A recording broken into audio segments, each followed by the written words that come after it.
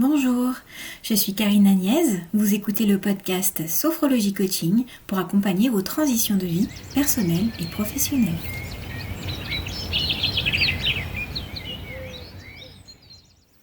La joie. La joie est une de nos 6 émotions dites de base avec la colère, la tristesse, la surprise, la peur et le dégoût. Souvent, on entend parler d'émotions positives et d'émotions négatives. Dans cette classification, la joie serait une émotion positive. En réalité, toutes les émotions sont neutres. Une émotion est une réaction psychologique et physique à une situation, à un stimulus. Elles sont toutes utiles. Et il est plus juste de parler d'émotions agréables ou d'émotions désagréables. La joie est une émotion agréable. Elle exprime une satisfaction. Généralement associée à la notion de plaisir et de bonheur, elle se manifeste par des sourires, des rires, de l'énergie, une envie de bouger. Elle est souvent difficile à cacher et demande à s'exprimer vers l'extérieur et nous incite au partage.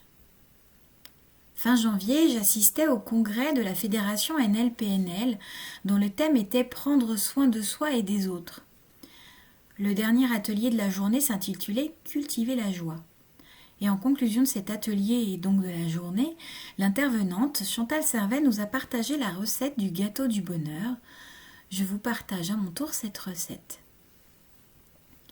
Il était une fois une vieille dame pâtissière qui, après avoir remporté de nombreuses médailles pour ses délicieux gâteaux, décide de préparer avec énergie et créativité la recette du prochain concours, le gâteau du bonheur.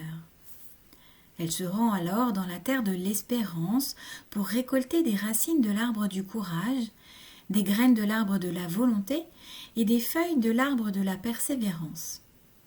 De retour chez elle, elle les met dans le plat de la patience et les mélange à l'huile de la chance.